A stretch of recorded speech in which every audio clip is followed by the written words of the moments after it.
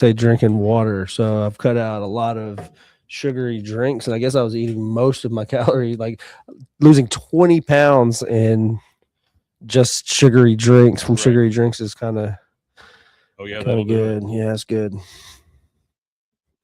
Let's double check, make sure we got some sound here. I don't care anything. And then I'm going to do everything I have for my notes is just right at the beginning. Okay. Nothing has to go any further at the beginning for my actual notes that I have, unless there's any pop culture references that pop up I might need to hit or anything. But as far as written notes, I just have the note about the title of the show, the writer, the director, and then the voices. All right. Looks like we are good and live and all that stuff. All righty. Welcome, everybody, to another episode of Me and Mike. Welcome. Okay.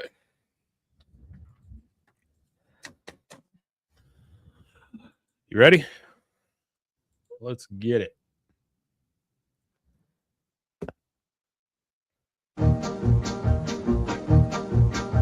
Stars at night are big and bright, deep in the heart of Texas. The prairie skies are wide and high, deep in the heart of Texas. Deep in the heart of Texas.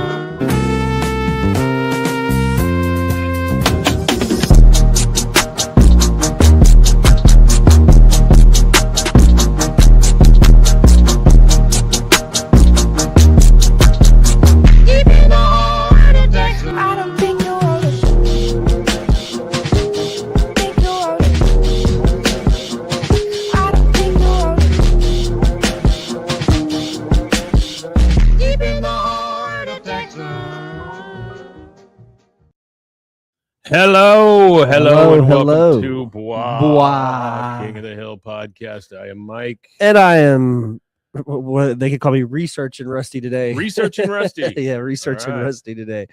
I went a little deep on the title of this episode. Okay, so welcome. We were going to try to do this yesterday, and for some reason the cameras wouldn't coordinate. Life happens. So we did it, and we did it, and we did it. Okay. Alrighty. I hope you're okay, Artie. I see you there. Yeah, I hope you're good, Artie. All right, today, King of the Hill, Season 8, Episode 8, or in the year of our Lord, 7 ABE 21. It would be Ceci Ni Passon, King of the Hill, is the name of this episode. Yeah, I can see that. Yeah, which this actually also is okay. So we keep talking about the last one to use digital ink, or the last one to be cell animation or whatever. This is the last, or the from this episode on, there are no episodes whatsoever that have any cell animation. Yeah, because there was two I think there was two in this season, maybe, or one or two. I can't think of his because they're holdover episodes from season 7. You know how we talk about the ABE, season 7 ABE episode 20, whatever. Like this is 7 ABE 21. So some of these episodes were holdovers from season 7. So the last episode to have cell animation was actually Rich Hank, Poor Hank. Oh, okay. That was the final one, which was the last episode that we did, I believe, right?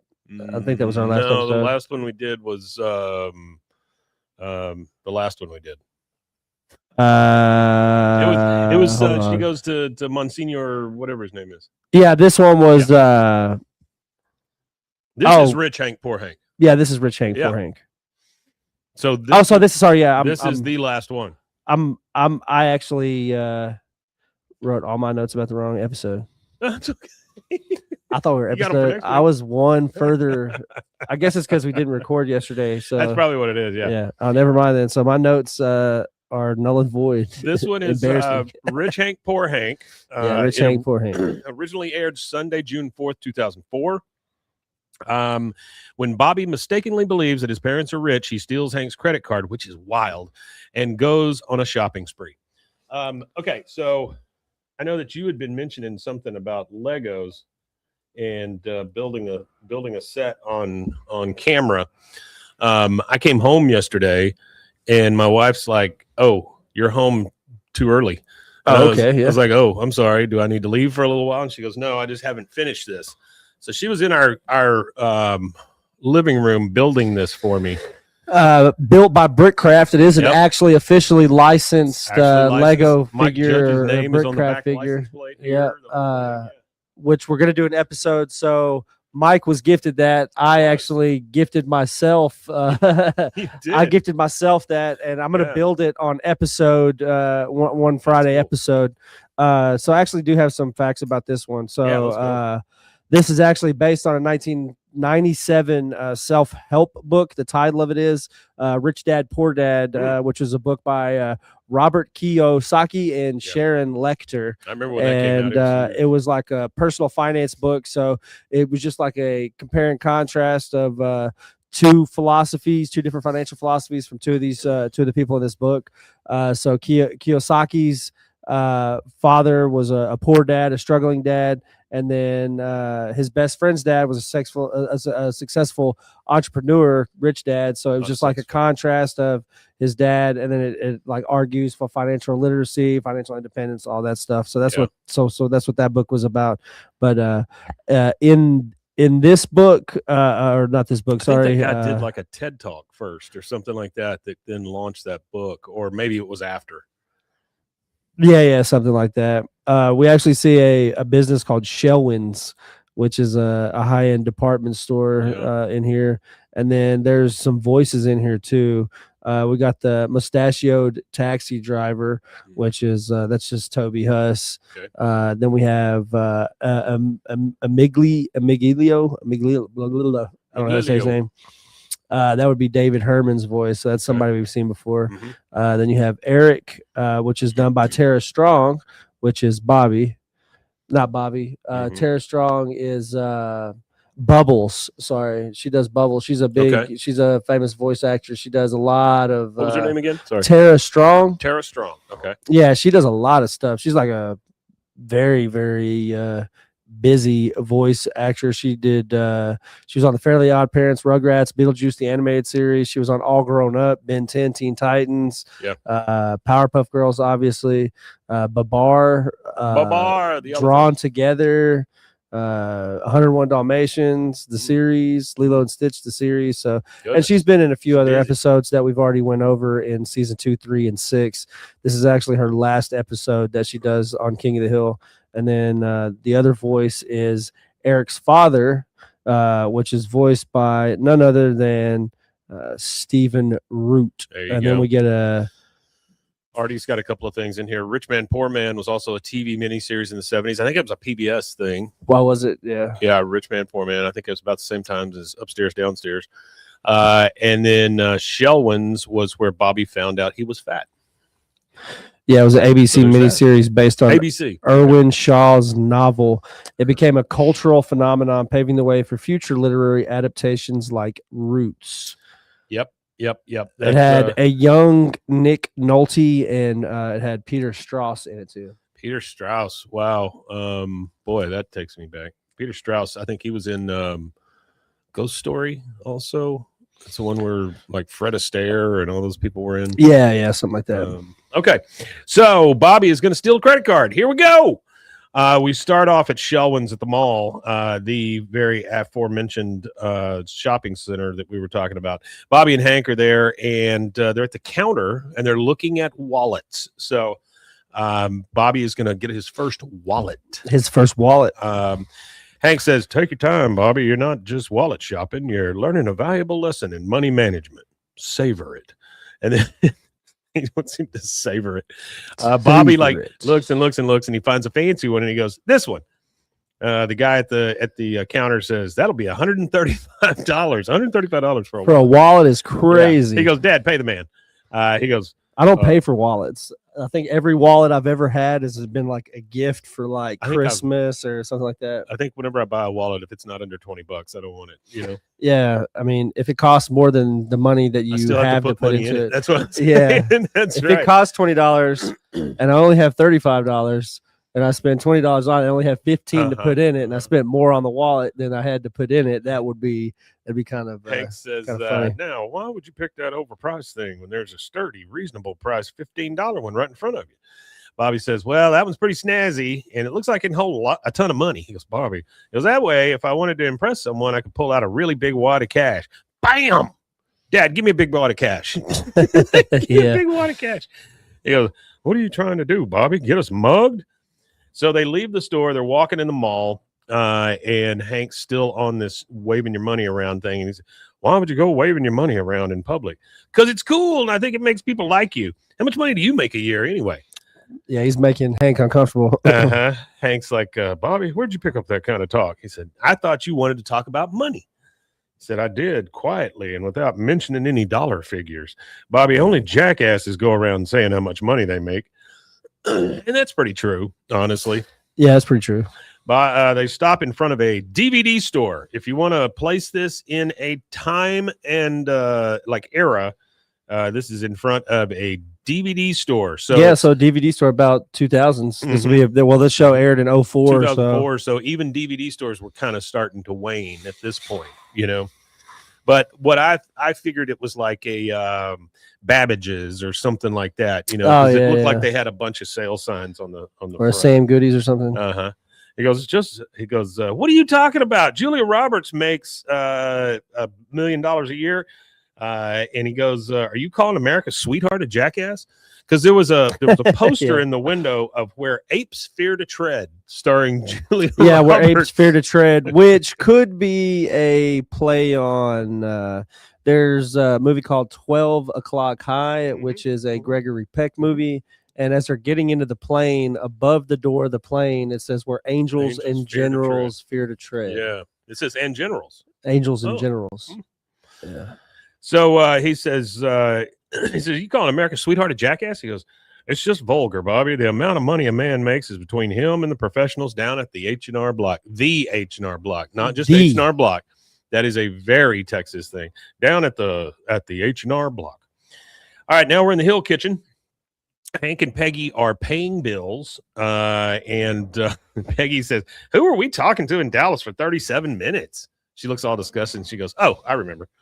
And Hank says, where did I go wrong, Peggy? How did I raise a son who goes around with that filthy money mouth of his?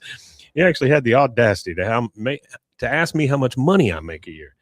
She goes, I do not know where he'd get an attitude like that. It certainly was not from us. We raised him to be uncomfortable about anything that personal, which is spot on. Spot on for Hank. Yeah. On. In comes Bobby from the other room. He goes, Dad, Ladybird's scooting again. He walks in and Hank's like, oh, hey, son. You guys were talking about money, weren't you? No. He hides the checkbook. He goes, yes, you were. You were paying bills. Peggy's like, no, we weren't. We were making out. And then she starts. She grabs him and starts kissing him real hard.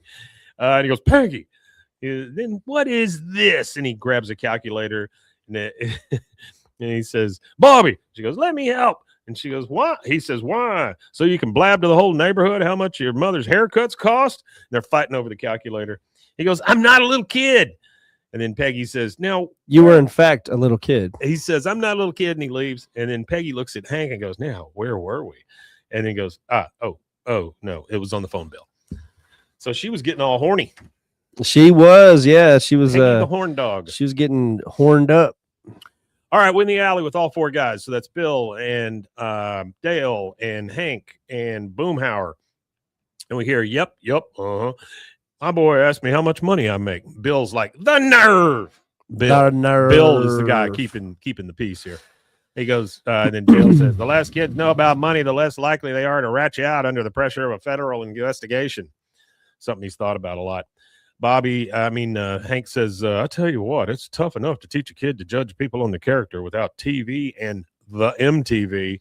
The MTV. Filling their heads. The MTV is dead. Rest in peace to the MTV. Yeah. Buried by Rob Dyrdek.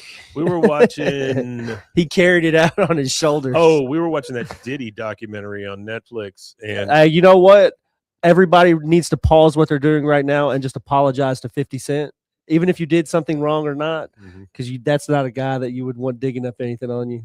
No, that's not a guy. I heard that he's going after Jay-Z next. Oh, he has more to do for Diddy. Yeah. He only gave it according to everything that's out there, he only gave like a portion of what he has. He has countless hours of recordings of voices, and there's a lot of people, I guess, that P. Diddy's pissed off that 50 Cent was able to pay for all of the sound, all the sound bites and all the video. Well, you know, honestly, crazy. Had Diddy not had a camera crew follow him around the whole time, Yeah, he would have gotten way less trouble. Well, not only that, it shows you that one of the biggest things for investigative journalism is cash.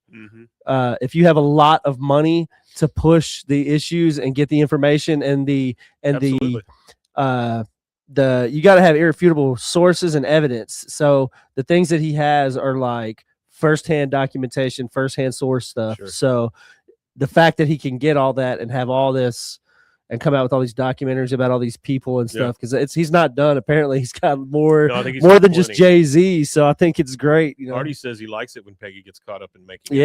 Peggy, a little naughty gal. So Bill's like, and Dale says under investigation, and Hank's like, the MTV filling their heads with nonsense. Bill's TV's an open sewer. He just like blurts things out now. Yeah, apparently. He does. Boomhauer, yeah, man, I'll tell you what, man, dang old MTV Cribs, man, talking about his Ja Rule on there. He got a dang old refrigerator full of Cristal champagne, man. He says crystal, but it's Cristal. It's Cristal, and actually, I looked up some stuff about Cristal to give some cool little history about it. So Cristal had been around for since 1876, but it didn't become commercially available till the 40s. Oh, so what it was created by a champagne producer called Louis Roder, and they're like this big French producer, and they were founded in 1776, just like our country was. But they created for Alexander II, who was the Tsar of Russia at the time. So this was his wine. This was a champagne created for him, and it became really popular in the Russian nobility at the time. So it didn't even really become commercially available. They made lots of it for the Tsar, so it got around into private collections and stuff like that of the day, of the 1800s, early 1900s and stuff like that. But it was what they called the first prestige cuvee, which cuvee means like tank. It's like how the wine is stored or whatever. Yeah. But so the champagne bottle as it looks and the style of it, it was the Tsar feared assassination, so he wanted to have the bottles made so that he could see the bubbles in the bottle. So he wanted to see the bubbles exploding. So he knew that if it was flat, there would be no bubbles. Yep. So he knew that because as long as there's a seal on it, there's bubbles floating in it. So that was his theory behind it. So he hosted this lavish dinner for a Prussian king and the Chancellor of Germany at the time, Otto von Bismarck. And he had them so you could see the bubbles or whatever, and then that was where the style of it came. But it didn't become popularly or commercially available, until 1945 after the end of World War II. But it's funny because the only reason why Cristal gets a reference in most pop culture things is because through hip hop culture, decadent things and luxury and all that they like luxury. It comes on luxury brands, and it became like a part of the public image of the 90s and the 2000s. The Notorious B.I.G. has Cristal lyrics, R. Kelly and Diddy, to name two. But Jay-Z and Tupac and everybody in that era had their own thing. And Tupac actually had a cocktail called Thug Passion, which was Alizé Gold Passion, which Alizé is another. It's like a vodka-based liqueur, and he would mix the vodka-based liqueur with Cristal, and that was Thug Passion. That sounds gross. There you go. Yeah, that's a little Cristal history for those that care. Hank says he's listened to much of this. He's going to, well, I better head in for dinner. Bobby's probably badgering Peggy about how much her wedding ring costs. He goes inside, and Dale and the guys are still left out there. And Dale says, so how much you think old Hank is pulling down? Boomhauer says, I'll tell you what, man, that blue truck out here don't come cheap. Now we're inside. Bobby is playing his Game Boy in the living room. And he's like, gotcha. And in comes Hank. Yep, got my check today. And Peggy says, so how much was it for? Not to be a Bobby about it. I mean, Jesus, Peggy. Okay. So they're in the kitchen. He's in the living room, and he overhears all this. And Hank says, $1,000. He goes, that's right. You're going to have dinner with a man who made $1,000 today. Peggy says, well, that's a pretty generous bonus. He goes, yep. Not quite as good as last year, but people just aren't selling grills like they did last year. Boy, last year was something else. So Bobby has overheard this, and this is what starts our Three's Company style misunderstanding. Yeah, here. it starts an exaggeration because when you're a kid, like you don't really have an most kids don't have like a concept of money in that sense. Yeah. So when they start thinking about money, they start saying, oh, a million, a million this, 1,000 that, 100,000 of this, and it's really not he not says that much. about the house here in just a second. So Bobby and Joseph are in his room. They have a calculator. They're trying to figure out exactly how much he makes. Bobby says, so the way I figure it, my dad makes $1,000 a day. That's $365,000 a year. That would be if he worked 7 days a week, Bobby. That would be if he works 7 days a week, which he doesn't work 7 days a week. Joseph's like, whoa. Which I'm sorry for anybody that does. I only work 14 days a month. Wow. But you work, what, 12, 15-hour shifts? Yeah. Well, just, 12 hours on the books is what we're scheduled to work. Sometimes it's like an hour more, hour less, somewhere around there. So he goes, so the way I figure it, my dad makes $1,000 a day. That's $365,000 a year. Joseph's like, whoa. He says, yeah, whoa, but check it out. He's been doing it for 20 years. That's $7,300,000. No way. Yeah. And he barely spends a dime. So he's got all that money just sitting around. What's he spending it on? Our house? That thing costs $1 million, maybe $2 million tops. He goes, Joseph says, oh no, are you sure about this? Bobby and Joseph start going through the Hill house. And they're looking for something that will prove that his dad has made $7,300,000 in the last 20 years. Yeah, I don't understand why people go digging through the house either. Bobby says, "Did you ever do that as a kid? Go like digging through your not parents? really. I reading mean, their to a things? certain extent, I guess, but not really. Not really. I didn't really care. Yeah, you go digging, you find things like I that. don't I want to find. I got two brothers in Alaska that they adopted Yeah, out. I Just something like that. You know what I'm need to find saying? that You out. walk in there and you end up digging up some like dark family secrets. Yeah, no, I learned the hard way. You don't go digging around reading news. Bobby says there's got to be something somewhere that proves we're rich, and they're in the garage now, and he sees a box and it says oil records. So he pulls those down, and Joseph's like, why is it locked? He's trying to pry it up with a. It's the oil record for his truck. Yeah. That's what's funny. He tries to pry it They up with think a it's like screwdriver. they think it's like money, He goes, like some oil money. Bobby but it's says, just because it's literally- about my dad's secret oil wells. My dad's Yeah. got oil. Joseph's like, dude, you're rich. You're That's funny. really rich. He goes, I am. This is so cool. You are not, you idiot. But okay. Now he has a dream that pops up, and this is possibly my favorite part. A big tower with helicopters around it, and we see, and Hank. So we have a Hill-ocopter with Bobby and Hank. They are both dressed like pimps. Yeah. And this helicopter comes through and he goes, I'll tell you what, Bobby, let's say we tally-ho it over to the money room. Bobby's like, capital idea, Dad, capital. He goes, well done, son. He says, thank you, Father. But we see them in Capital idea. top hats, these weird big ass sunglasses, Yeah. and their swim trunks. They have a bunch of chains and jewelry on. They have fur coats over it. When they take their fur coats off, we see the swimsuits.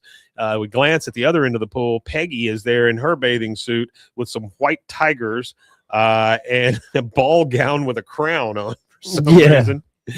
And then he kind of shakes it off. He comes back in. By the way, the music in that flashback dream sequence, it sounds a lot like the Silicon Valley intro music to the show. Oh yeah, And I Mike think it Judge- was that guy just doing the riff tracks. What do you Mike- call them? Interstitials. Interstitials. Interstitials. But yeah, it sounds a lot like it. And then of course Mike Judge did Silicon Valley also. So I got to wonder if it's kind of it's that that. Kind of yeah. all right. So he wakes up to Joseph saying, I don't know, Bobby. We lived next door to you guys for a long time. You don't seem rich. And he does not seem rich. But this is at Connie's house now, by the way. Bobby, Connie, and Joseph are sitting around. He says, Connie says, I mean, you guys don't have half the stuff we do, and everything you do have, we have a better version of. which is a rough thing to say, honestly. That's terrible. Yeah, that's tough. Bobby says, well, my dad's always going off about how cheap stuff is just as good as expensive stuff. He spent half a dinner last night saying, anyone who says they can tell the difference between this and real Coca-Cola is lying. I tell you what. You know what? And that's the thing is people are like, oh, cheaper is better. You know what? Bought a Bose Bluetooth speaker like almost 20 years ago, and it still functions the day that it did. Sure. I've had smaller, similar size Bluetooth speakers that are $10, $15 here or there kind of thing, and they break in a month. They break in a week. They break in a year. None of them. What it is. And the sound output and stuff. I always find it better if you spend the money just a little bit extra. You don't even have to buy the high-end stuff. Generally, the mid-range stuff is generally good enough to last for, it's according to what it is. Like if we're talking about Coke, I'll take the H-E-B Cokes anytime. I'll drink any of that stuff. I don't care what it is. Cheaper. Mountain Lightning is better than Mountain Dew almost. So he says, my dad's always talking about how things are cheaper. Connie says, well, I guess it's possible. Maybe your dad is one of those rich misers. He goes, a what? A lot of rich people are just crazy. They hang on to every penny. Howard Hughes would wear Kleenex boxes on his feet, which is a real thing. And he wrote a whole instruction manual on the exact way his staff should serve him a peach. He goes, oh, my dad wrote a 13-step system for putting away groceries. She goes, oh, and there was this woman. They called her the Witch of Wall Street. She was so cheap that when her son got sick, she wouldn't even pay for a doctor, and they had to cut the kid's leg off. He goes, whoa. Joseph's like, gross. She says, boy, It seems like the richer people get, the cheaper they are. And the cheaper they get, the crazier they get. Bobby's kind of at the window. He's kind of worried about this. And he sees his dad through the window there go up to the trash can and open it up. And he goes, as he's coming out, he's like, Bobby, time to wrap pennies. Time to wrap pennies. Time to wrap pennies. It's funny. Then he looks in the trash can and he goes, dang it. Peggy, who threw out this mayonnaise jar? I use these to store extra screws. And we kind of see Bobby's face like, oh, my God, is he really a miser? Is he going to cut my leg off? Whatever. He's really a miser. And that is our first commercial break. We will take that, and we will be right back. We did it.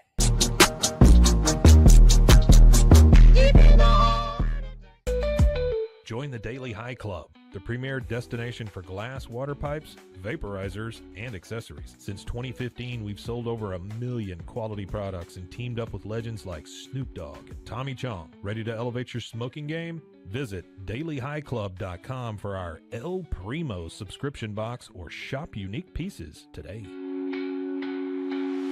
Discover the world of luxury sex toys at Luxury Toy X and indulge in the ultimate pleasure experience. For years, we have been dedicated to the belief that sexuality and wellness are essential components of a happy and healthy life. With over 70,000 satisfied customers, we take pride in our ability to provide products that enhance your sexual well-being. Join our community of satisfied customers and unlock a world of pleasure and self-discovery. Visit luxurytoyx.com today.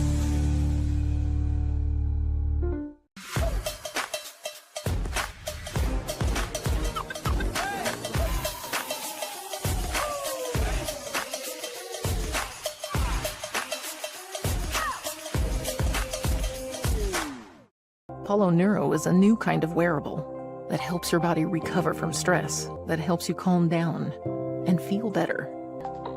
You sleep better, and you can get back to being yourself.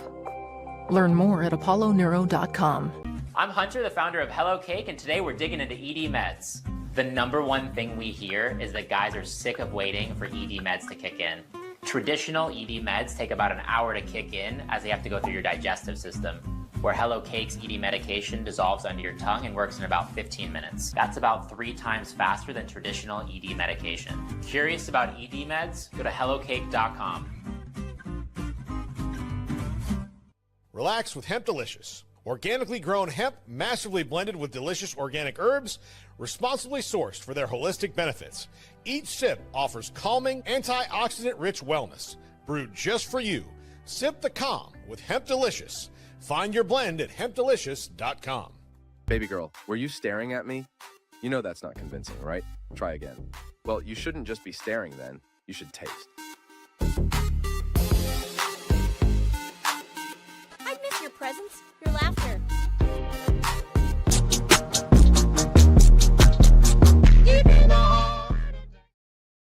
During that commercial break, we were just talking about movies, like Christmas movies. Yeah, and Christmas Elf in the movies. Air and things like that. Buffalo Gal, won't you come out tonight? come out tonight. We were talking about how there's only like 3 Christmas movies. There's It's a Wonderful Life, which is what you were talking about, Yeah. and how it's never really been remade. They've tried a couple of different ways or whatever, but it's kind of untouchable, kind of like Gone with the Wind, in my estimation. And then so there's that story. There's the Scrooge story, which, good God, have they done that to death. And then there's the third kind. This is what I'm going to call the Hallmark kind, where it's a lady in the city and she's a big deal and something happens because she's got to go back to her hometown that she said she'd never go back to.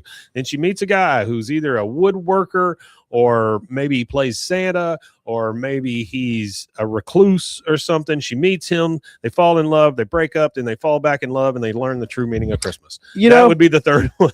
I kind of want to go back to that. We said it never been this, never been that. Yeah. They actually did a radio stage play based on the classic movie, and Bill Pullman was actually played.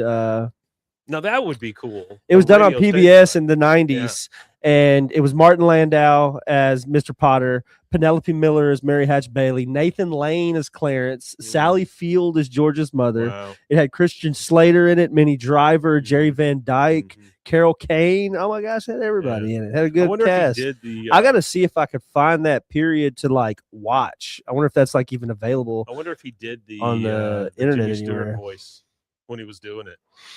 Since it's so hot dog. iconic. Yeah. And so they did do another one too in the 70s. It was called It Happened One Christmas, which That was the gender bending I one kind you of were didn't talking do it. about? Yeah, the one where they gender reversed the roles, so it's centered around Mary Bailey Hatch instead of focusing on him. So it's about Mary and instead of What's his name? George Bailey. Hey, but Artie, in this he's called George Hatch because she's Mary Bailey gotcha. and he's George Hatch. Artie said something before we went to commercial. He said that the kids don't have a concept of taxes either, and he's absolutely right. No, they do about not. that. Happy then- podcast streaming day. Welcome, Michael. Welcome. Connie was describing was Hetty Green. Right, All right. right. Miracle on 34th Street. Yeah, Miracle on 34th Street. That's another one. That's a different one, but it does have the love interest thing in it. And then Michael also added the Christmas story kind. Child wants a toy or dreams yes, about it and yes, gets the toy. He's absolutely right. So My there favorite- are 4 so far. My favorite trope of that one, or my favorite movie with that trope, is Jingle All the Way, where Arnold Schwarzenegger is spending the whole movie trying to get that damn toy, and he fights of- Sinbad. Yeah.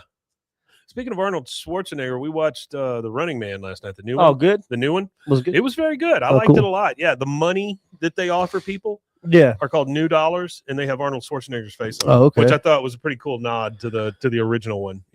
Yeah, so that just to wrap up about that, It Happened One Christmas thing. It's actually got a really good cast. It's got Marlo Thomas from That Girl, Mhm. Wayne Rogers, who was in MASH.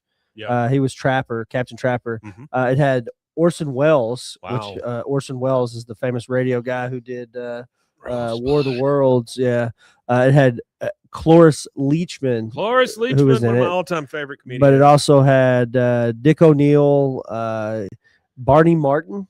Dick O'Neill, I had one time. I had to get a shot. Barney Martin was Jerry Seinfeld's dad, Oh, okay. Morty in In Seinfeld. The guy who played Morty. Yeah. Okay. I got it. And Doris Roberts, and then some other old fogies. But yeah, Gotcha. so Christopher Guest, he was in there too. Oh, Christopher. But yeah, so that was I they did do not have realize they that did do Chris- other stuff. I did not realize Christopher Guest was married to what's her face from Aliens, Sigourney Weaver. Oh, I didn't know that It's a either. crazy pairing. Yeah. All right, so the kids are still kind of trying to suss out whether Hank is a millionaire or not. So they're kind of hiding from behind a fence and watching Hank. And Bobby says, "Look at him breaking his back to wash his truck. Oh God, I don't want to lose my leg. Can you imagine the cheap fake leg he's going to buy me? He'll probably just make it himself out of a broom handle and a shoehorn." Well, that's probably true if he had to make you a fake leg. Connie says, "I don't think he's that crazy." He goes, "Yet. But I can't take any chances. He just needs to loosen up. Maybe if I can get him to spend a little money and see it's not the end of the world, he won't go crazy." Joseph says, "Hey, go ask him to buy some horses. We'll ride them to school. We'll be legends." Yeah. But if you think about it, it comes full circle when Bobby has to get a horse in the new season. Yeah. He goes, no. I got to find something he likes. Ease him into pry and open that wallet of his. When he sees how much fun it is, there won't be anything standing between me and that sweet ching-a-ching-ching. Ching-a-ching-ching. Ching-a-ching-ching. Now we're at Dale's. It's nighttime. We're at the dinner table. So we got Joseph, Dale, and Nancy. And Joseph's like, "Hey, did you guys hear? Bobby's rich. Turns out Mr. Hill is some kind of crazy millionaire oil something." I think it's funny that all it was just the oil records of his dad's just pickup them truck. saying something. It's so Yeah. funny. Yeah. Nancy says, "Shug, you know better than to spread silly gossip like that. What did Reverend Stroop say?" Excuse me, I'm so sorry. What did Reverend Stroop say? It was something about Jesus and gossip, and it rhymed. And Dale's just sitting there going, "Uh-huh, yep." She picks up the dishes and goes into the kitchen, and he goes, "Tell me more of Hank's fortune, Joseph." Joseph says, "Connie says he's some kind of like rich miser or something." The Millionaire Next Door. I read that book, but I had no idea it was about Hank. It was not, but okay. Yeah. So we are now at Emerson Hardware, which I believe we've been before. And Dale is following Hank around inside, and he goes, "Hank, will you buy me a ratchet set?" "No, Dale." "How about a nightclub? I'll call it Hank's." I mean, he's just already, boy, they just so fast to think something's true. Yeah. All right, we're now at Arlen Pet Depot. We got Bobby, we got Hank, and we got Ladybird. And Hank is talking to the person at the counter. "Just how soft are these soft begging strips? Because Ladybird's gums are very sensitive." Bobby says, "Hey, Dad, look at this. Now you and your dog can ride a burro into the Grand Canyon." He's got like a little pamphlet he's reading. And they're looking at the pamphlet. He goes, "Huh, so they put up the reins right in her teeth." And they show the little picture, and it's got a dog on the back of a donkey, and the dog's wearing a sombrero, and he's got the bit right between his mouth. You know, he's moving the burro around or whatever. Hardy says, "Did you hear Bobby's rich because Hank has money?" Two different things. He goes, "I know. Can you believe it?" He goes, "Oh, Ladybird gets to keep the sombrero." "Oh, Ladybird looks great in hats." "Well, she sure does, but I don't know."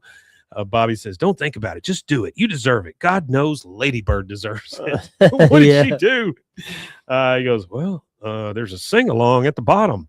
It does sound pretty good." He goes, "Oh, it is great. You'll have the time of your life, and I'll get a pinball machine, and we'll all have the time of my life." He goes, "What?"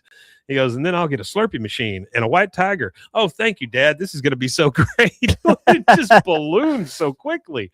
He goes, "Dang it, Bobby. I'm not going to start tossing money around like a drunken roughneck on payday just because you don't have any money sense.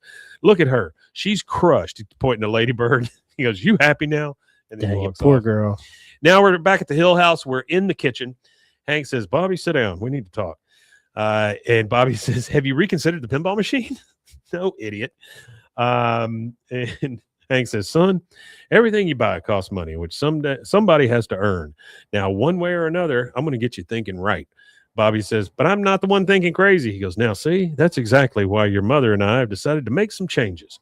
He sets a bunch of $1 bills out in front of Bobby, right? Mm-hmm. This is kind of like the tip thing that jackasses do at a restaurant. Yeah. He puts a bunch of $1 bills out. He goes, "Now, you rented that video game last Friday," and he starts taking bills away as he's talking about each one of these things. Yeah, he does. So he goes, "You returned it late. Hey, quit it.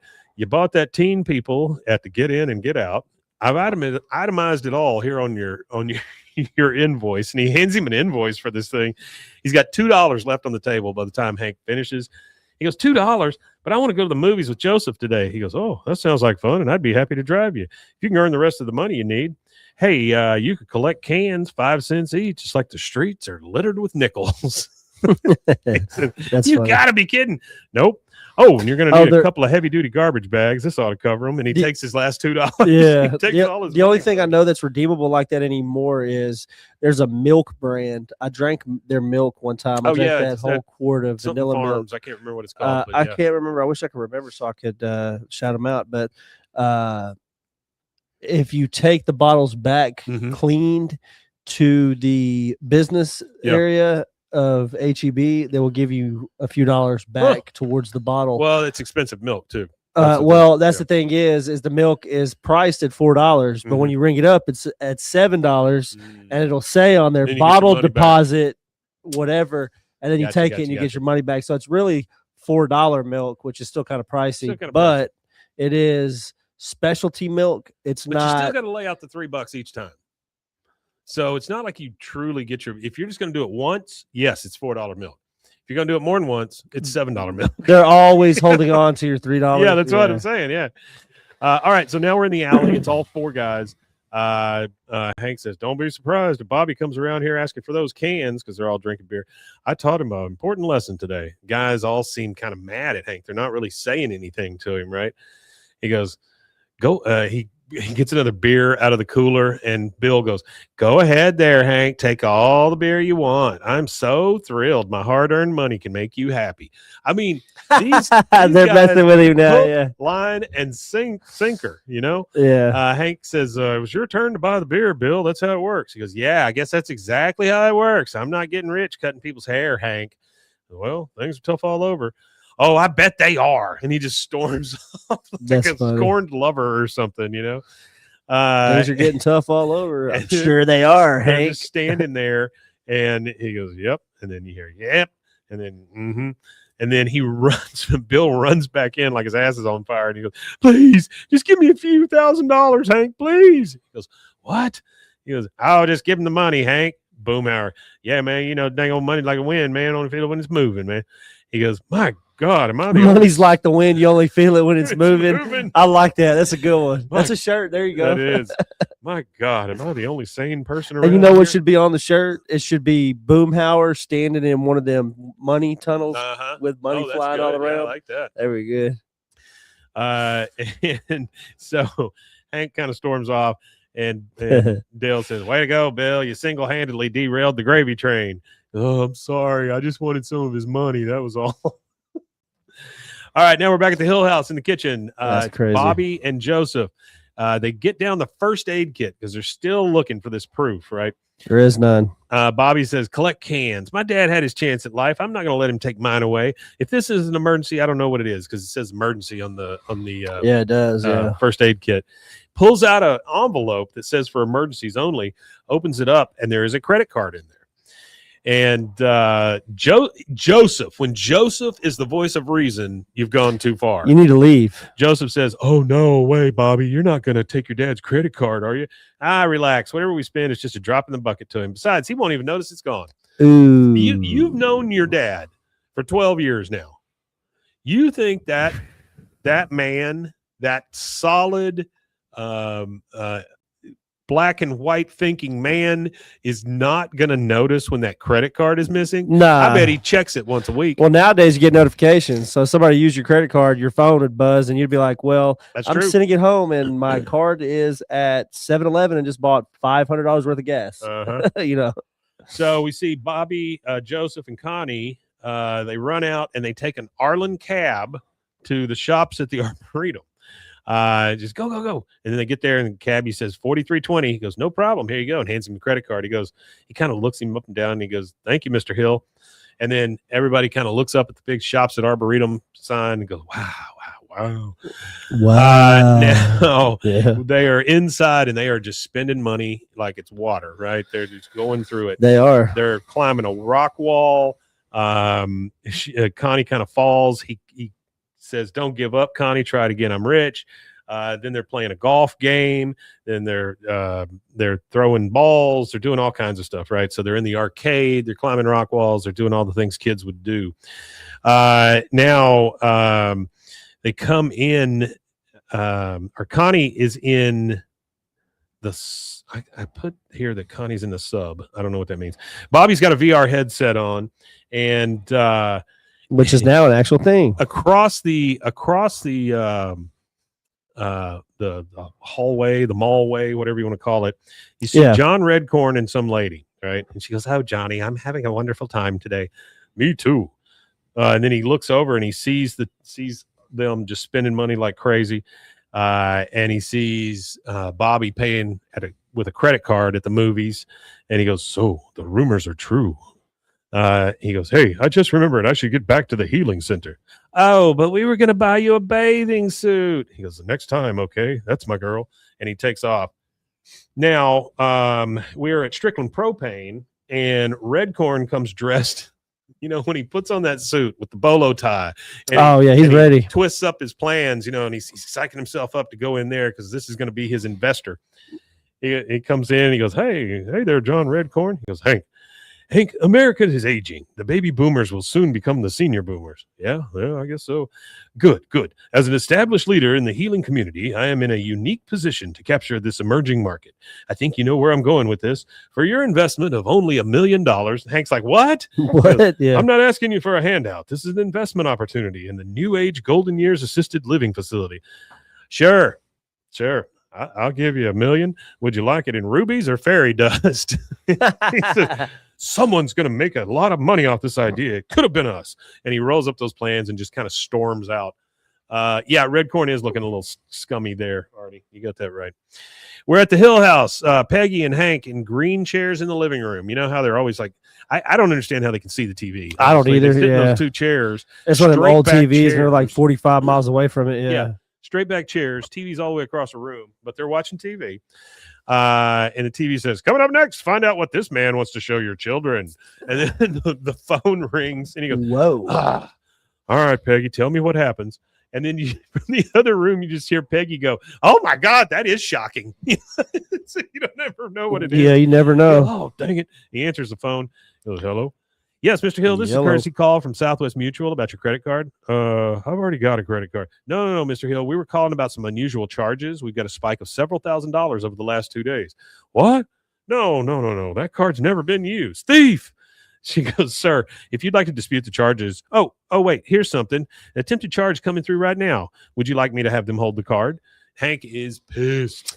So he should be pissed. I'd be pissed too if I was him. We go over to where the card is being used, and that is at the mall. Yep. Bobby is in there, and he is trying on clothes. You can see on the register that says unauthorized use, hold card. So this guy behind the car, behind the cash wrap, his name is Emiglio. And he goes, yeah, that's the one I couldn't pronounce. Yeah, right. Miglio. He goes, I'm sorry, Mr. Hill. The machine is so damn slow. He goes, oh, take your time. You know, Miglio, on second thought, I think I will try that vest on. Hank runs in with 2 security guards, and he goes, where is that bastard? Bobby pops out and goes, ta-da, because he was going to show Emilio his and that bastard He goes, ends up Bobby? being He goes, Bobby. Dad. And then there's just swinging doors, just clack, clack, clack, clack, clack. So Hank has found out that it is Bobby. Ghetto Cowboy says 45 miles away from the TV. That is pretty far. And that is our second commercial break. We're going to take that, and we We'll will be right back. There it is. Here is the second one. Bye.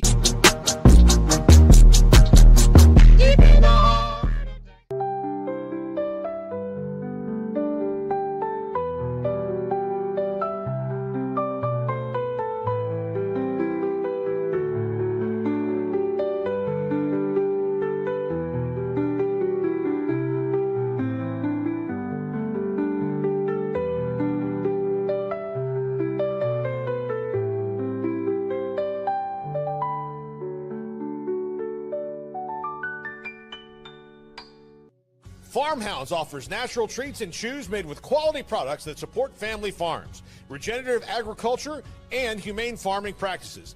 Give your dog the best with wholesome, organic ingredients that promote health and happiness. Shop now at farmhouse.com. Tervis is all about staying hydrated. Each product is built to last and comes in endless designs to match your personality. Stay refreshed and express yourself with Tervis. Visit tervis.com today and find your perfect tumbler. Protect your online privacy with NordVPN. Browse securely, access content from anywhere, and keep your data safe with military-grade encryption. Whether at home or on the go, NordVPN ensures your digital freedom. Stay secure. Download NordVPN today at nordvpn.com. That's NORDVPN.com.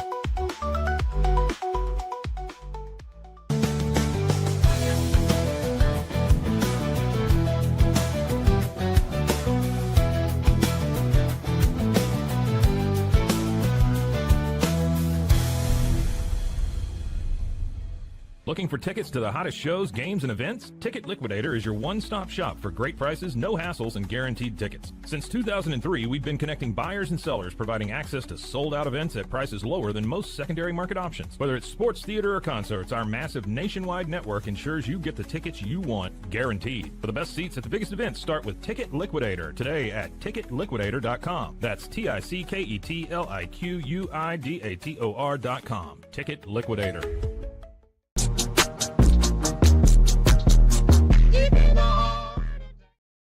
And we are back. Hey, we're back. All right, so we are at the point where Hank knows it's Bobby. Bobby knows he's in trouble. Bobby's cooked. They're coming out of the mall together, and he goes, "You stole my credit card. My boy stole my credit card." He goes, "Why are you so mad? Can't you just pump a little extra propane?" Wow, what a shitty thing to say. That is shitty. He goes, "How'd you get to be a spoiled rich kid when we're not even rich?" They get in the truck, and Bobby looks back, and he has to wave away the limo he's hired because the guy's just waiting on him. They're driving home.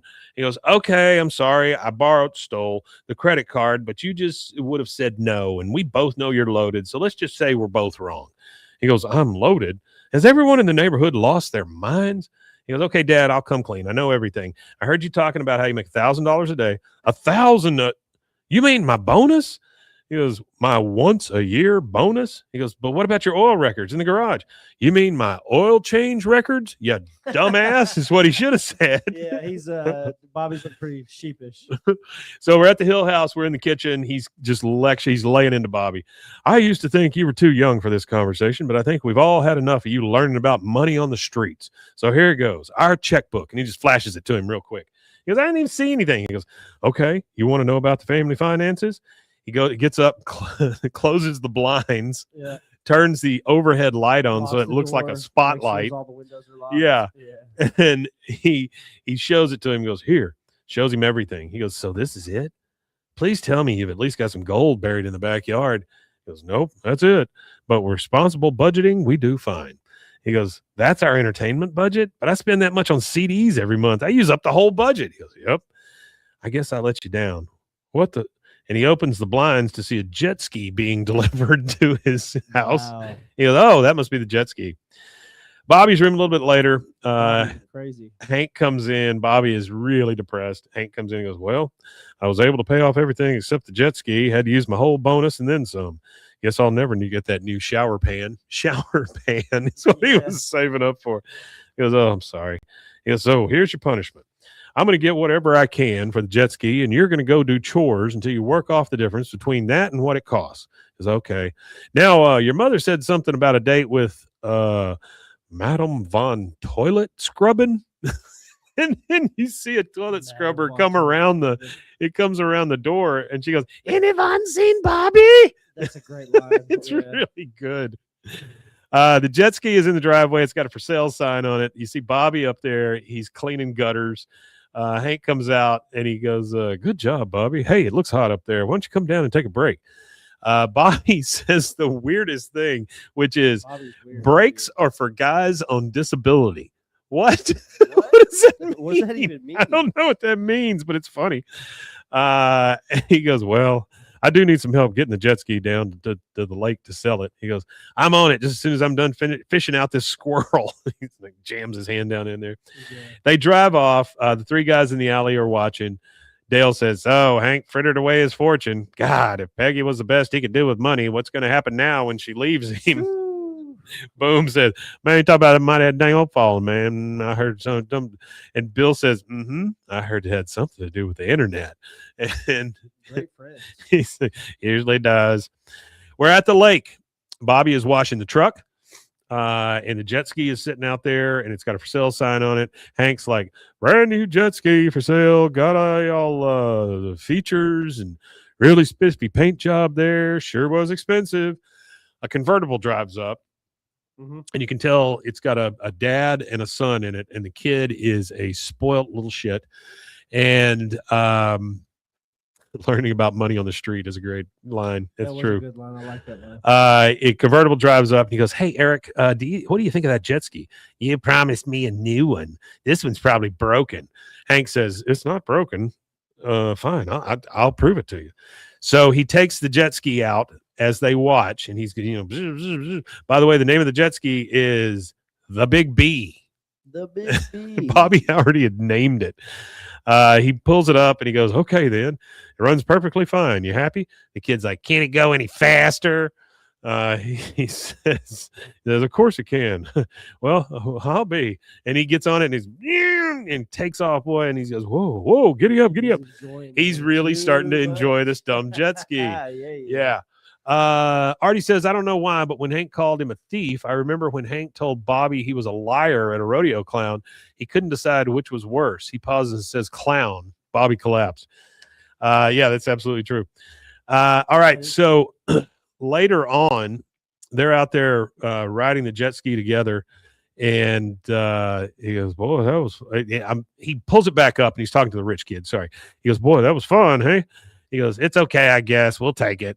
And then the dad's like, oh, okay, I know I promised you a jet ski, but could you at least say thank you? Whatever. I'll get mom's new boyfriend to buy it for me.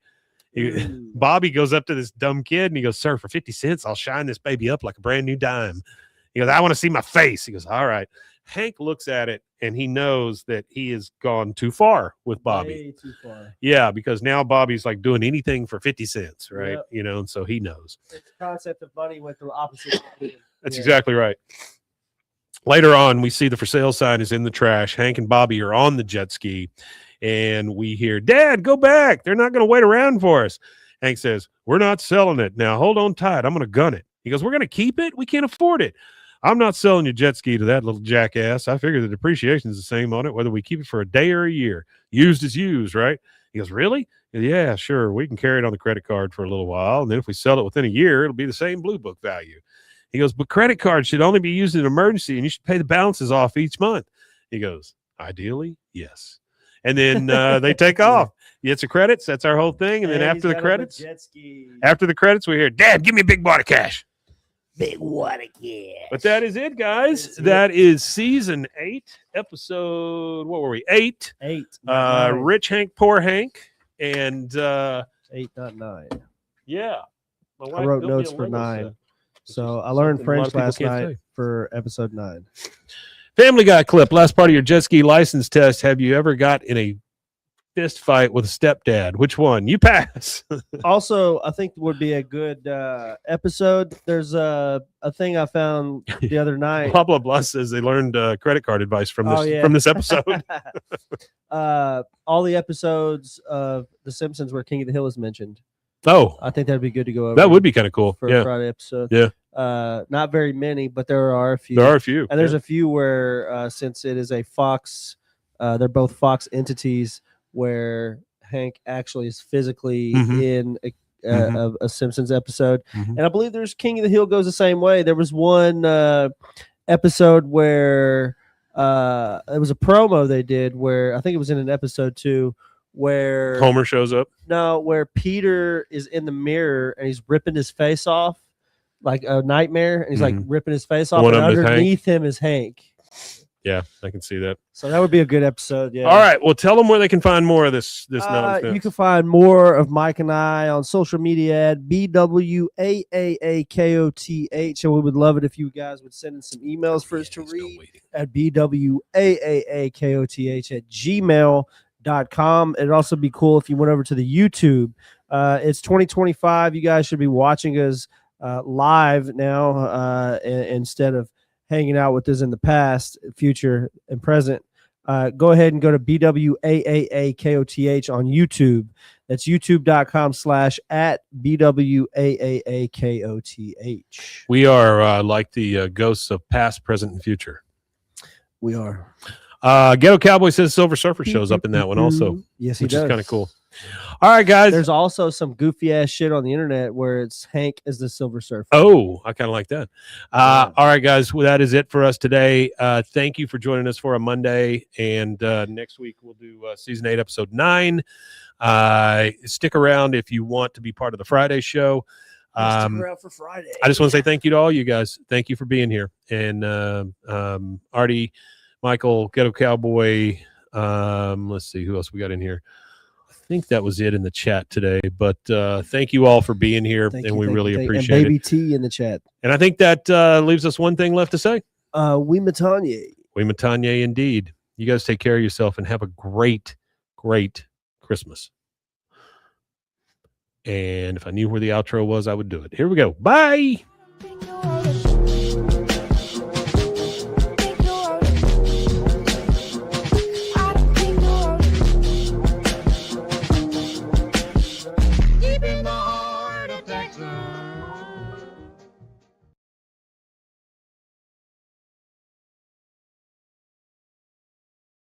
All right. And now we'll be doing the Friday episode. So everybody that's here, give us just a minute to get ready for our Friday episode, and we will do that live with you guys. I have a couple of things that I'm going to talk about, just stuff I've watched or read in the week. And then I'm not sure what Mike has. Mike has something too for us. So I am going to also read some of y'all's YouTube comments. So if you've been leaving YouTube comments, I might read one or two of the YouTube comments that are left.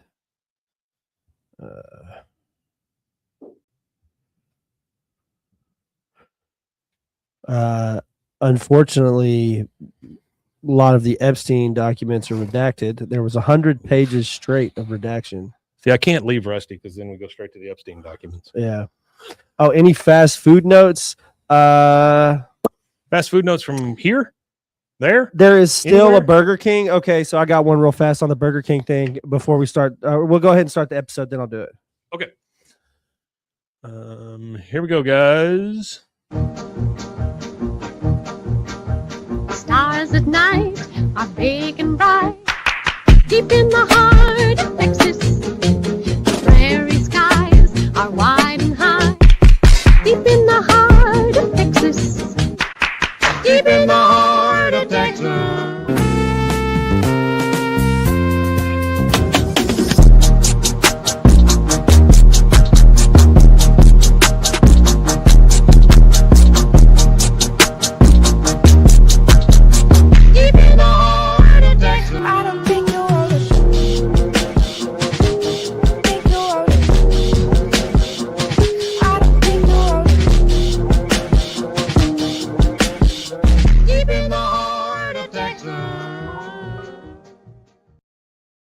Hello, everybody. Hello. Welcome to a That Ain't Right Friday. Welcome to a That Ain't Right Live Friday. That ain't Friday. Ain't that Friday?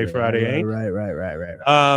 We this is a day that we talk about things, all things adjacent to King of the Hill. Yeah.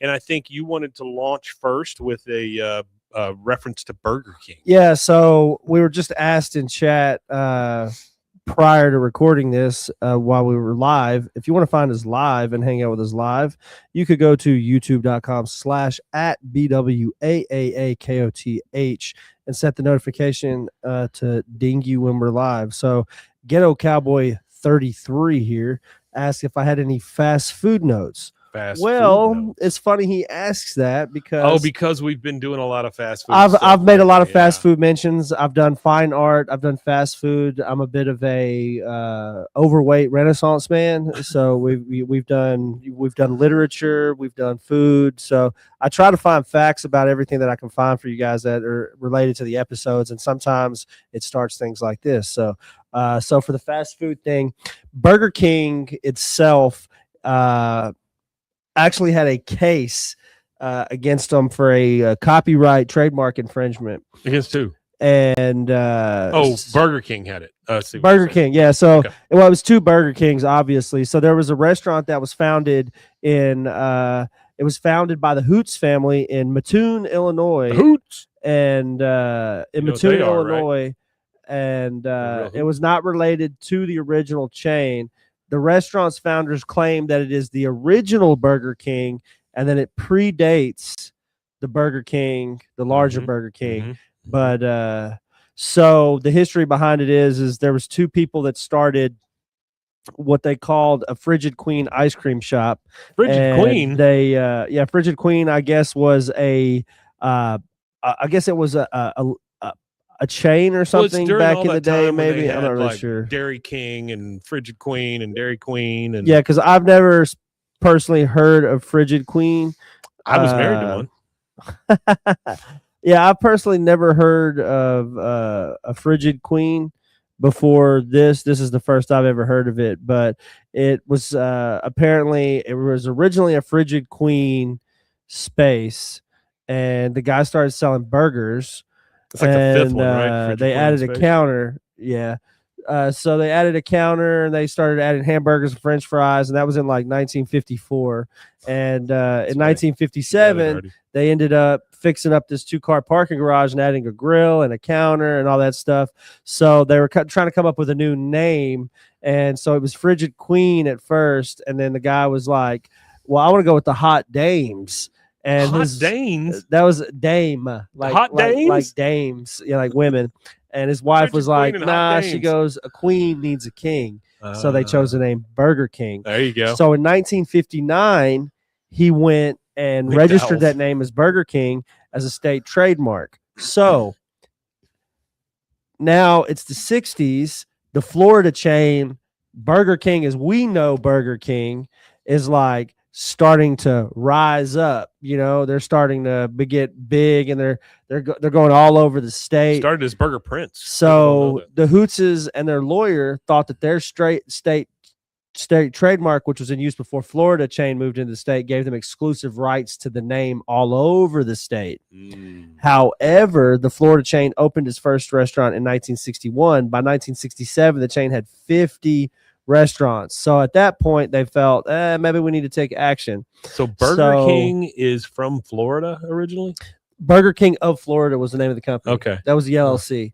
So the Burger King that was created in Illinois was just a family that started a burger joint and had no intentions of grandeur, or they had no franchise chance or nothing. They just wanted to be the little restaurant at home. Yeah. And they're still there, not as the Hoots family anymore. Hoots. It's actually owned by a guy, potentially Mr. Toots. It says right here, sold the company to its Ernie Drummond as of 2017 is the owner, if that's still the case, and he was a longtime manager there. I bet it's owned by a corporation at this point. Maybe not. That was 2017, so it's still possible that he owns it. That's possible. I'm not sure. I would hope that he owned it, or maybe it died during COVID. It's no longer exists. This article that I'm reading doesn't really update it more than that. But so they ended up filing a suit in state court against the Florida company. The Florida company ended up responding with a federal suit. So they sued back with a federal suit. So there was a attorney that they had hired, and the president of the Burger King of Florida appeared obviously with like 6 lawyers, you know.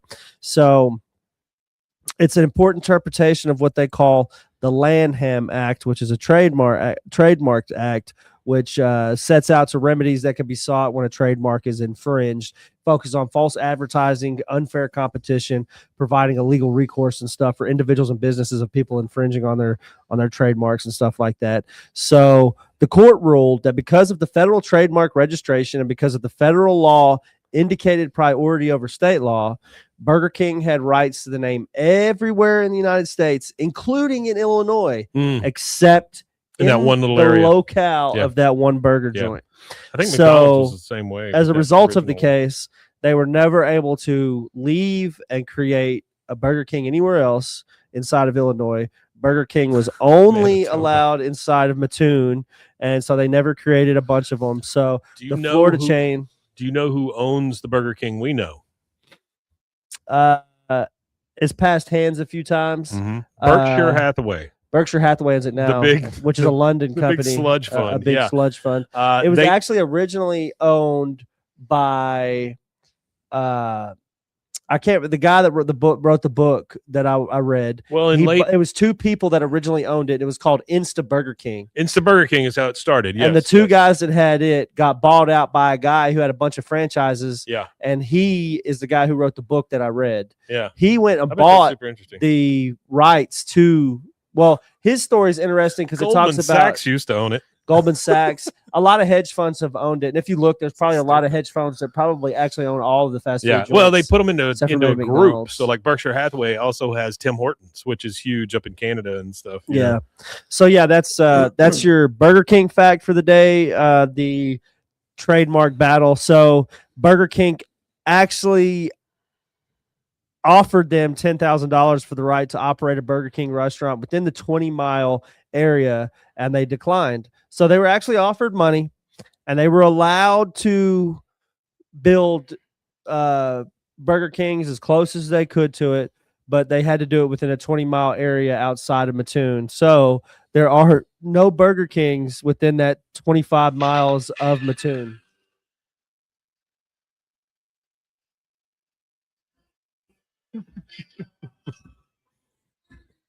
Well, that's the thing with Burger King is Burger King struggled for a really long time. And I think I talked about this on another episode. They struggled for a lot of Yes, they did. years in marketing. Their Yes. marketing department suffered horribly. And all it was is because of who owned them at that time Sure. when they were struggling. So they were originally sold by the guy that I read the book of and his partners. It was originally sold to Pillsbury, Mm.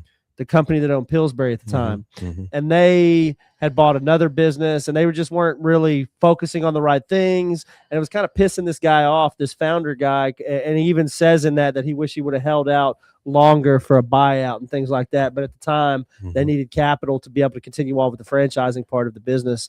And he had to accept whatever it was just because, even though it wasn't favorable for him at that time. But he was with it for a lot of years through it being handed off from company to company. But it was a big British company that came in and bought it from Pillsbury, and that's what brought it back to its back in the 80s and 90s, I think. You know, when I was a kid, like 80s, I liked Burger King better, and I still do, than McDonald's. But Burger King at that time was cool because they were the ones that gave you all the glasses and the cool collectibles and stuff. You know. Yeah, I'd have always to liked say the Burger fries King is better, too, probably for some better reason. too. The reason why I think Burger King is better because obviously they charbroil their burgers, and I feel like that's the best way to really Put 'em go. over them flames. All right, I've got a little article here. Oh, Yeah, go another thing. Yesterday, rest in peace, was the Oh yeah, 16th that's right. anniversary of Brittany Murphy's death. Yeah, R.I.P. She was one of a kind. This Absolutely. is a article by someone named Nick Valdez. It's from December 19th, 2025. Yep. So relatively, I guess it was 2 days ago or whatever when we're recording this. Artie says we had a burger chain called Carol's, and then overnight they all became Burger Kings. Yeah, I can see that. This is called 21 years ago, King of the Hill's most tragic Christmas episode debuted with a shocking twist. 21 years ago today, and this again, December 19th, King of the Hill aired its final Christmas special, and the animated series rounded out the holiday with a shockingly tragic take on the idea. King of the Hill might have returned earlier this summer with a brand new season of episodes to Hulu, but this new season didn't really have any time to celebrate the holidays. The original King of the Hill run has gone all out for the Christmas season many times over in its episodes, but the last one ended up being one of the most sad. 21 years ago today, on December 19, 2004, King of the Hill aired what ended up being its final Christmas episode, Ms. Wakefield. The episode introduced the Hill family to a sudden elderly guest during the holiday season. She reveals that she's only gone to the house with the hopes of dying there. Yeah, mini reindeer plushes from the 80s. Yeah, you got it, blah, blah. So she says she wants to come to their house and die. Oh, wow. Episode goes about as wild as you expect from that idea and sparks as many sad emotions as you would expect to see too. That's why it's so memorable after all these years. During King of the Hill's 9th season, Ms. Wakefield sees the Hill family prepare for the holiday season. They're going to throw their annual Christmas party for friends and family. This is one we'll see on the next season that we do. Yeah. Ghetto says they hated that episode. Complete with Secret Santa as Bill apparently gives cool gifts. But soon they get a sudden visit from an elderly woman named Ms. Wakefield. It's revealed that it was her childhood home, and she just wanted to have a quick visit to have some fun memories of her childhood. Soon enough, her real intentions are made clear, and they're pretty dark. It's revealed that after losing her sister and the rest of her family over the years, Ms. Wakefield has been hoping to come back to her childhood home to die. She wanted to end her life at the place she felt happiest, but naturally it's something that Hank and Peggy aren't comfortable with. Who knew? Kicking her out, she tries again the next day, only to try and sneak into the house to die quickly. I do remember this now. Then there are days that it's going back and forth. She tries to sneak into the house, only for the Hills to throw her out. Gets to the point where the family finally causes a scene to where the neighborhood is turning against Hank for being so mean to an elderly woman. She pleads for him to let her die there, and he tries to do so during their Christmas party, and she tries to do so during their Christmas party. But seeing how uncomfortable everyone is, she decides against it, and Hank realizes she's just been so lonely, offering to have her over for Christmas from now on, and not just to die. We never see Miss Wakefield again, and she's never mentioned in the Hulu revival along with other missing characters either. That would be funny if like they had a they brought R.I.P. it back, Miss Wakefield on the wall. The episode itself was already a sad one. She outright pleads for Hank to let her die, and her loneliness cuts through the holiday. It's a rather wacky episode beforehand as Hank and the others try to stop Miss Wakefield's shenanigans, and Bobby even afraid of her at one point. Dale tries to get her to die in his house instead, start a haunted bed and breakfast. That's funny. But even with all of this, it still hits home. That is an old woman who's ready to die. Yeah. She's never brought up again. King of the Hill does have a history of bringing notable characters, blah, blah, blah, blah. It's a good little article if you if you can find it. And for Artie, I got Nick Valdez. I got some stuff for Artie. So Artie mentioned carols. Okay, so I just did some quick clickety clacking real fast. So carols actually. Funny that he says carols and he mentions carols. Carols still exist as a restaurant group. So Carol's Restaurant Group is a subsidiary of Restaurant Brands International, and Restaurant Brands International is the same company that owns Burger King, and you said Tim Horton, Popeyes, Firehouse Subs. They're all subsidiaries. So you have Burger King itself, and then you have Carol's. Carol's is the largest Burger King franchisee in the world. They own and operate over 1,000 Burger Kings and 55 Popeyes restaurants, and the company has operated Burger King since 1976. Artie, as a young lad, might remember eating he's from this area, Syracuse, New York. He might remember in the in his era in the late 60s, early 70s of eating at Carol's. Carol's by 1975, all of Carol's restaurant locations in the United States were pretty much converted to Burger King franchises. And they had about 120 Carol's restaurants throughout the state of New York. So after all the conversions, the Carol's brand itself was actually only found overseas. So up until 2012, you could still find them in Helsinki. In Finland, they had one that lasted until 2012, but up until that point, you could find them in places like Finland, Sweden, Estonia, Latvia, Russia. So Carol's actually was around for quite a while.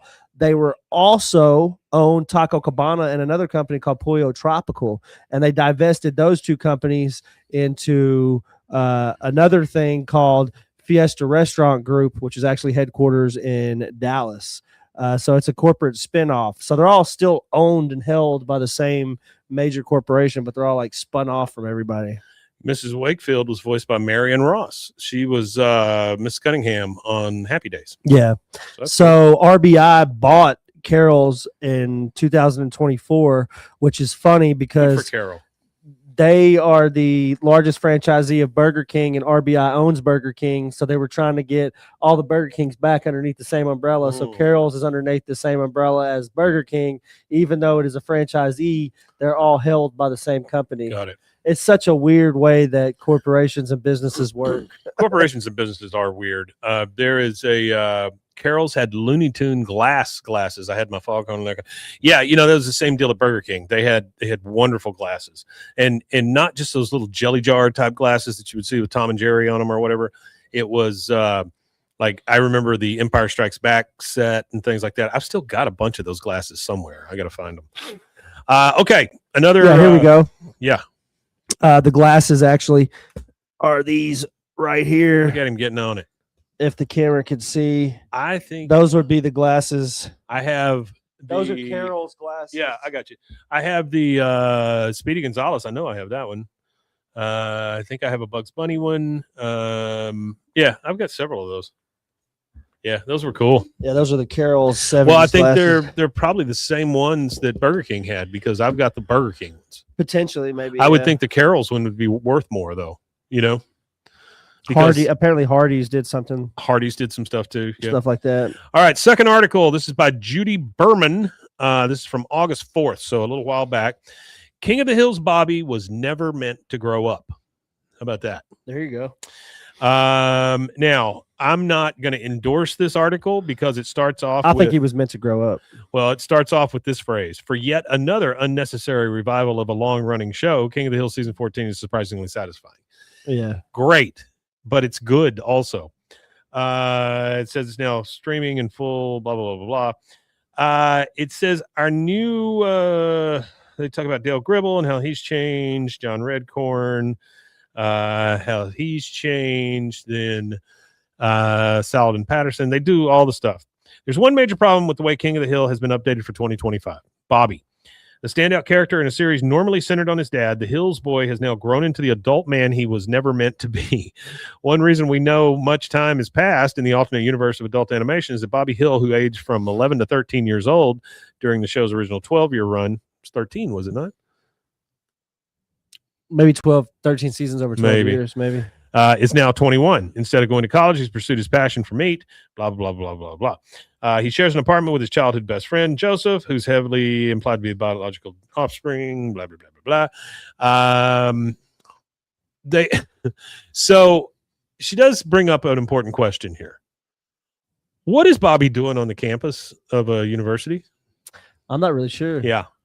Exiting a dorm where he's just spent the night with a college girl who told him the hookup was a one-time thing and sent him on his way. The moment is preceded by a cringeworthy scene in which Peggy is awakened by a ringing cell phone. Bobby butt dials.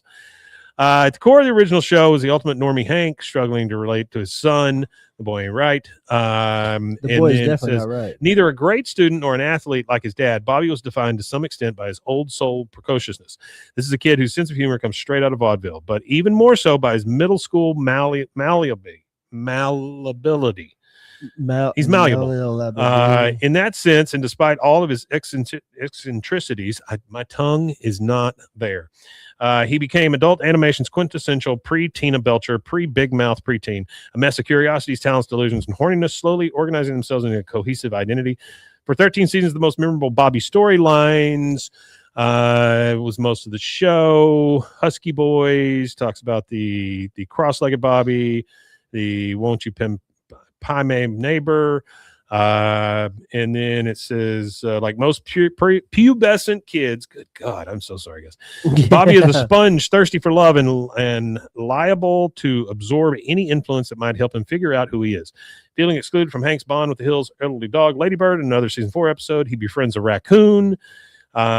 At the risk of taking a cartoon character too seriously, the reason so many of us adore Bobby isn't just because he's a hammy miniature entertainer who says the darndest things, but because of the oddball's search for belonging captures something universal about youth.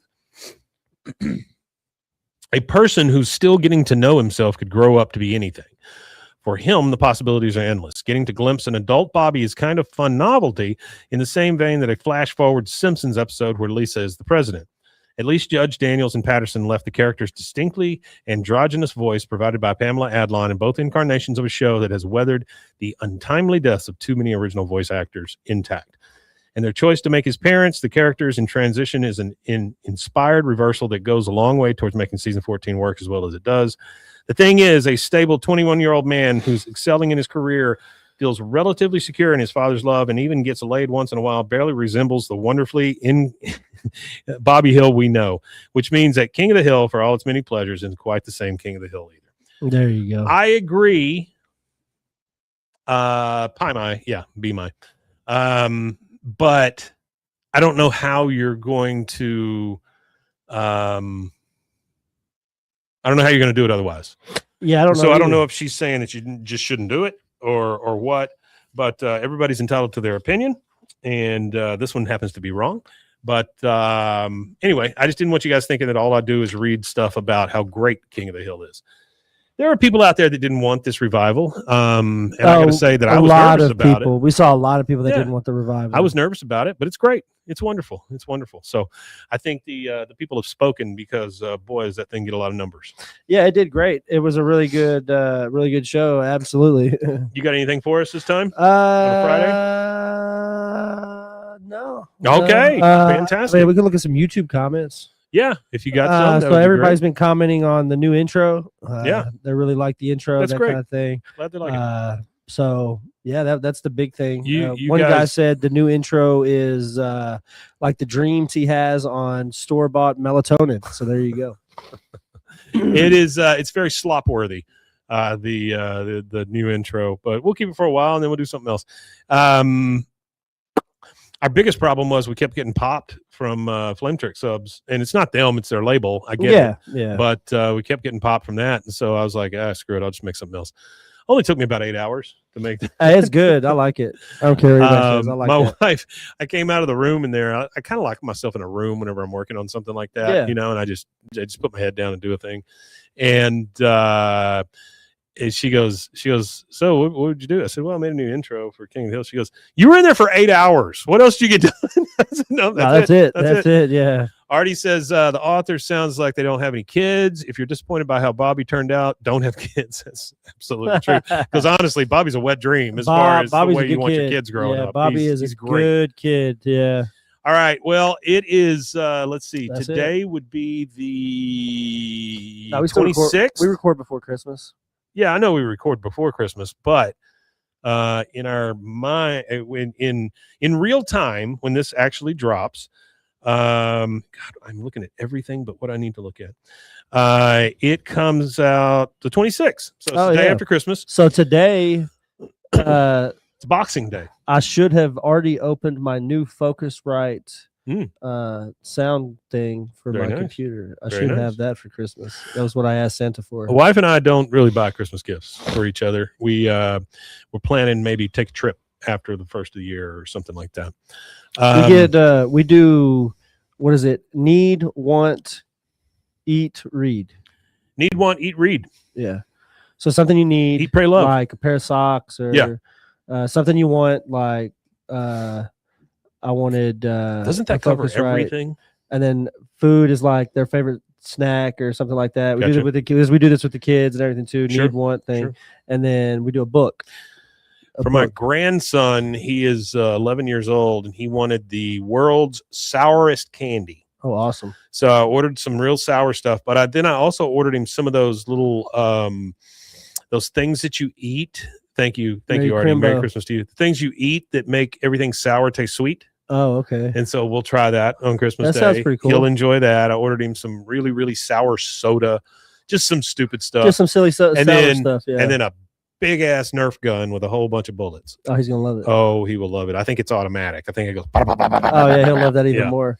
Yeah, we bought one for my son one year that was kind of automatic, but the balls that it shot weren't regular Nerf balls. It was made by Nerf, but they were these round yellow ones that had like dimps in it for like aerodynamics. Yeah. They're kind of like shaped like golf balls. Those hurt. And they hurt. They can hurt. Yes. They did yes. not feel good. And he never got this far, but he was reading on how to modify it to crank it up to where they shot harder. And I'm kind of glad that he didn't read it, because now at the age proud that of he a is, kid that he is could looking at he that. could do it now, Yeah. because he's done a lot of robotic stuff with Yeah. school, so he understands how servos work and how to program stuff. So I think now would be more dangerous than then.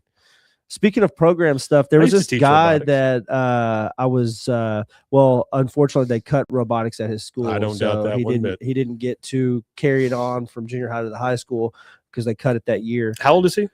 15. He just turned 15 this If year. you ever want to get him back into robotics, let me know, because I've got a kit that you can get. And it's not the Lego stuff. It's cooler. Yeah, let me Yeah, know, because I'll he tell you what he still loves all that stuff. He just he doesn't get to do it with the school anymore. This Kind of thing. one's all metal. It's got actual screws. He does a lot and of STEM washers stuff. and Yeah, he loves the whole STEM and thing. all that. Yeah. He's going to be some type of engineer or something, I'm sure, when he's done with You school. know what they're looking for over at this new STEM center or STEAM center they're building across the river? Oh, yeah. They're looking for kids to come in like 3 hours a week or something, and they'll pay them Oh, yeah, I might check to that come out. in and help. Yeah, I'm gonna have to check that out Remind me, for and him. I'll get you the info. Yeah, because for sure, if he yeah. wants to come over and do that, that'd be cool. Oh, he'd love that. Because they'll do robotics. I'm helping them out with podcasting stuff and things like that. Yeah, no, he would absolutely love Casey's doing going to be that. teaching some game classes over there. Oh, that's cool. Yeah. Yeah, no, he'd love Yeah. to be a part of that. Yeah, he is. I mean, like I say, it's he loves 3 to hours a teach week. stuff. You know, it's not that big a deal. You drop them off, pick them up later or whatever. Yeah, and yeah. and I think they're paying him like $12 an hour or something to be there. So Oh, I that's mean, he crazy. makes something and he can learn. Yeah, he would So, love I mean, that that'd be because kind of he's cool. looking for a way to make extra money and stuff. Just so. remember, guys, today is the 26th. That means that everything is on clearance now. So if you didn't get what you wanted, go out and find it now. But I want to say this, and I should have said it last episode. I am tired, very, very tired. That's it. No, I'm tired of commercialism. I am so sick of hearing about how I'm supposed to throw out all my Christmas ornaments and buy brand new ones every year. I'm so sick of people giving cars to each other in Christmas commercials, which is ridiculous. Yeah, that's crazy. I am so tired of buy. If you don't buy something, you don't love that person.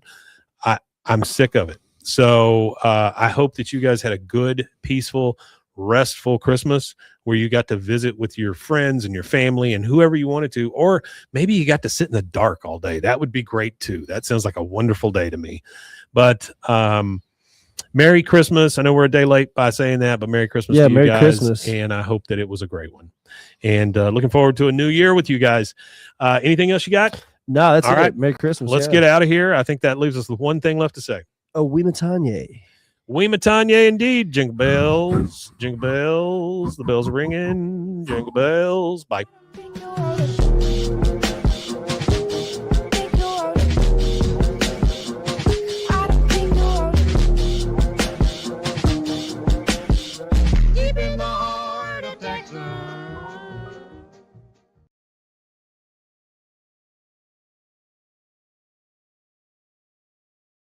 We're talking about the Jake Paul thing. He would have gotten disqualified or had point reductions for the amount of times that he was trying to pull him to the ground. Yeah. And Jake Paul's an idiot. really, he's an idiot for being Who wants to be a bully. Well, he was a cruiserweight and got in the ring with a heavyweight. Mm-hmm. And not only a heavyweight that has 28 wins. Not only that, 25 knockouts. but a guy who had fire in his eyes because he sees Jake Paul as somebody who's making a mockery of his sport. He is making a mockery of the sport. But whatever exposure Screw he's Jake giving Paul. to the sport is not the exposure the sport needs. Screw both Paul brothers, by the way. They're both I'm not a fan kind of those garbage. guys. Yeah. All right, guys. Thank you so much for joining us. We appreciate it. Yeah, we will appreciate see it. you guys next time. Oh, Weematanye. This is my note card that is not applicable to this episode.